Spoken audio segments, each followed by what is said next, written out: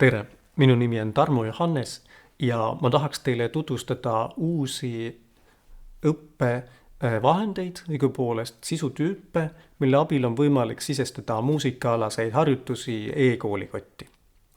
Täpsemalt öeldes solfeggio harjutusi, need on siis kuulmistreeninguga muusikaõppeks mõeldud harjutused. See tarkvara on loodud digitaalse õppevara programmi raames ja välja töötatud Tallinna Muusika- ja Balletikoolis. Mina olen selle tarkvara autor, nii et kui teil on mingeid küsimusi või ettepanekuid, siis võtke julgelt ühendust. Valminud on sisutüübid 3 sorti harjutuste jaoks.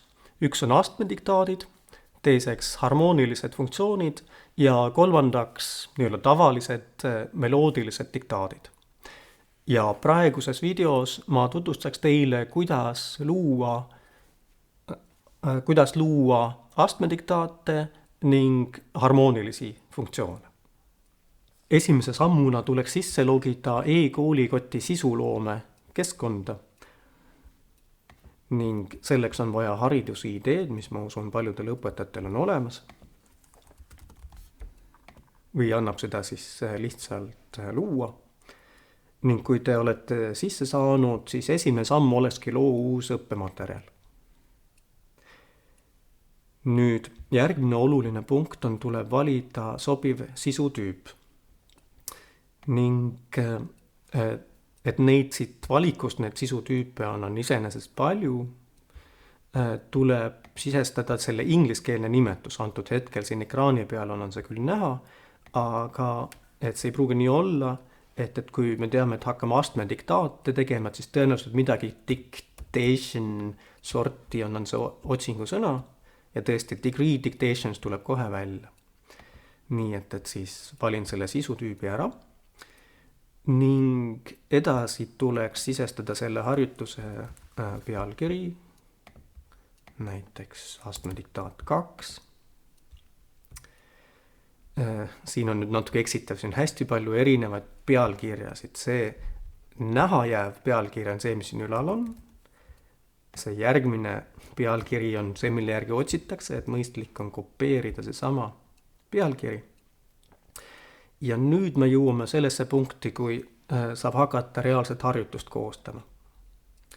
See harjutus kasutaja poolt käib nii, et süsteem mängib ette kõigepealt toonika ja siis 7 noodist koosneva meloodia ning kasutaja peab sisestama numbritega siis 1, 2, 3, 4, 5, 6, 7, et mis astmed seal kõlasid.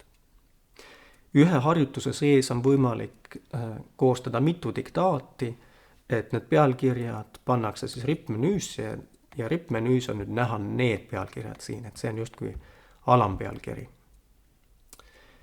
Ning edasi tuleb valida, et kuidas te hindate, mis raskusastmega see harjutus on ja mis laadis te tahate selle luua. Valime näiteks loomuliku minoori ja seejärel tuleb sisestada astmed. Üks on siis esimene oktav.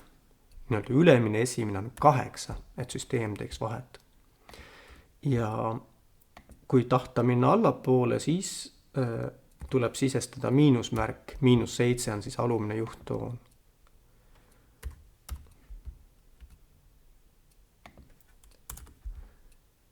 Nii et sisestasin siin astmed. Kasutaja võib 8 asemel sisestada 1 on õige ja -7 asemel lihtsalt 7 selle loetakse õigeks. Ja kui see on tehtud, siis võib lisada siit veel diktaate, aga meie jääme praegu 1 juurde. Ja seejärel salvestame oma tehtud töö ning võime kohe üle vaadata, kuidas see tulemus on ja on mõistlik korraga läbi mängida. Sellist toonika.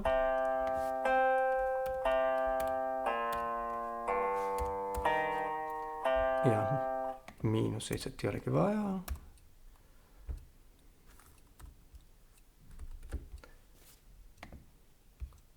Ja tundub, et kõik on korras. See harjutus on iseenesest nüüd valmis, aga et ta oleks õpilastele kättesaadav, tuleb ta avaldada e-koolikotis.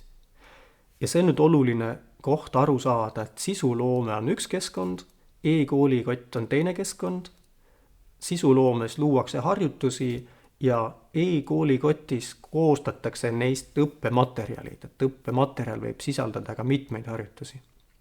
Ja e-koolikott on see keskkond, kus õpilased neid leiavad ja saavad lahendada. Õnneks on siin nupp avalda e-koolikotis kohe olemas. Ning selle harjutuse link tuleb kaasa, nüüd tuleb jällegi siin lisada nüüd selle õppematerjali pealkiri, aga ütleme, see on siis prooviharjutus. Sisestage võimalikult mõistlik kirjeldus, nii et õpilane saaks aru, ma sellele praegu palju aega ei veeda. Ja nüüd tähtis punkt on lisasisu, see on siis nüüd põhimõtteliselt see meie harjutus, mille sisuloomes tegime, see on juba automaatselt kaasa tulnud. Kui te tahate siia veel mingit seletust või midagi muud lisada, siis on see võimalik. Kolmandaks, järgmine oluline punkt, tuleb märkida ära, millise haridusastmega ja mis teemaga võib olla see seotud. Näiteks muusikaga. Ja materjali tüüp, harjutuse tööleht sobib hästi. Ja mis on väga oluline, on võtmesõnades lisada nutikas õpe. See on selle projekti nõue ning mõistlik on ka lisada solfeggio, et inimesed, kes otsivad solfeggio harjutusi, saaks seda leida. Ning kui teil on käepärast mingisugune kohane pilt, siis võib sellega juurde lisada, aga ei pruugi. Ning seejärel tuleb olla nõus oma materjal avalikustama ja et autoriõigustega on kõik korras ning seejärel salvestada. Ning teemegi oma materjali avalikuks. Mõnikord läheb veidi aega, et seda harjutust saaks e-koolikotis näha, aga õige pea anda siis õpilastele kättesaadav.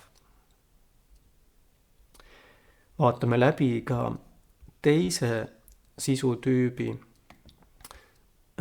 See on siis harmoonilised funktsioonid.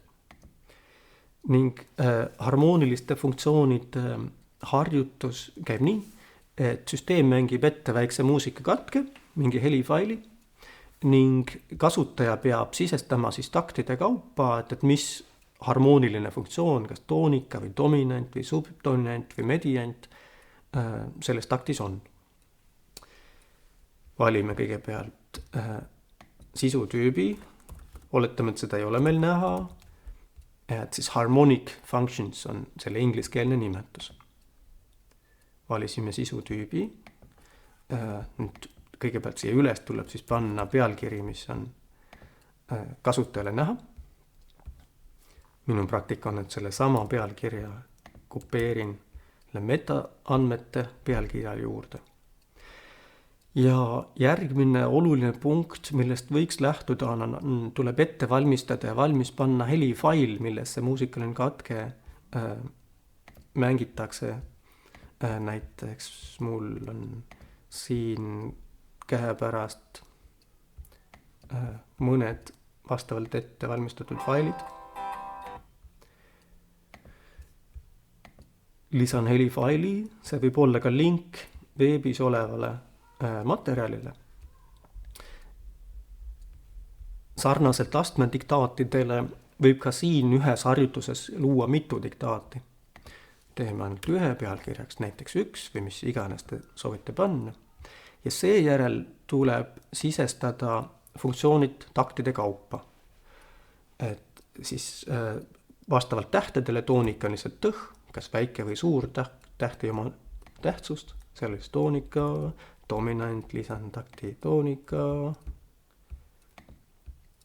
dominant, toonika, dominant. Ja nüüd tuleb natuke huvitavam koht, ühes kohas oli toonika, dominanttoonika. Kui ühes taktis on mitu funktsiooni, siis tuleb need lihtsalt üksteise järgi sisestada. Tühik võib olla vahel, aga ei pruugi. Ja viimane takt toonika. Nii et kui see on valmis, siis jällegi salvestame harjutuse ja saame ülevaate. Heli tuleb, proovin koos sisestada. On see topelttakt. Nii et kui ühes taktis on mitu funktsioone, siis neid kuvatakse teine teisele lähemalt. Ja harjutus on valmis, seejärel tuleb see siis jällegi e-koolikotis avaldada, nii nagu ma näitasin astmediktaatide juures, et see protsess on täpselt samasugune. Ma loodan, et need harjutused on teile kasulikud ja väikse katsetamise järel ma olen kindel, et see sisestamise protsess on lihtne ning saate oma õpilastele luua uusi materjali, mille varal nad iseseisvalt saavad harjutada. Aitäh tähelepanu eest ja kui on küsimusi, siis võtke ühendust tarmo.johannes@muba.edu.ee